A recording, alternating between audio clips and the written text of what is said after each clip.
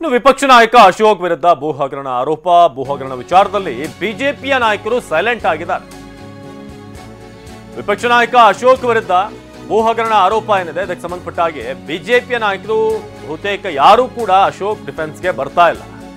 ವಿಪಕ್ಷ ನಾಯಕ ಅಶೋಕ್ ಬೆನ್ನಿಗೆ ನಿಲ್ಲದಂತ ಬಿಜೆಪಿ ನಾಯಕರು, ಬಿಜೆಪಿ ರಾಜ್ಯಾಧ್ಯಕ್ಷ ವಿಜೇಂದ್ರ ಸೇರಿ ಉಳಿದವರು ಸೈಲೆಂಟ್ ಆಗಿದ್ದಾರೆ. ಒಂದು ಬಾರಿ ಮಾತ್ರ ಸಿಟಿ ರವಿ, ಛಲವಾದಿ ನಾರಾಯಣಸ್ವಾಮಿ ಪ್ರತಿಕ್ರಿಯೆ ನೀಡಿದ್ದಾರೆ. ಬಿಟ್ಟರೆ ಅಶೋಕ್ ವಿರುದ್ಧ ಬಾಂಬ್ ಸಿಡಿಸಿರುವಂತಹ 4 ಸಚಿವರು ವಿಪಕ್ಷ ನಾಯಕರ ಬಗ್ಗೆ ಆರೋಪ ಬಂದ ಬಳಿಕ ಬಿಜೆಪಿಯವರು ಸೈಲೆಂಟ್ ಆಗಿದ್ದಾರೆ.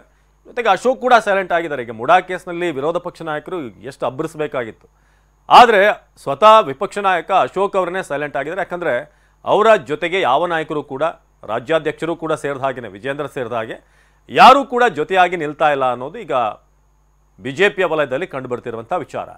ಒಮ್ಮೆ ಸಿಟಿ ರವಿ, ಇನ್ನೊಂದ್ಸಲ ಇವರು ಛಲವಾದಿ ನಾರಾಯಣಸ್ವಾಮಿ ಇಬ್ಬರು ಮಾತನಾಡಿದ್ಬಿಟ್ರೆ ಬೇರೆ ಯಾರೂ ಕೂಡ ಅಶೋಕ್ ಪರವಾಗಿ ನಿಂತಿಲ್ಲ ಅನ್ನೋದು ನಾವಿಲ್ಲಿ ಗಮನಿಸಬೇಕು.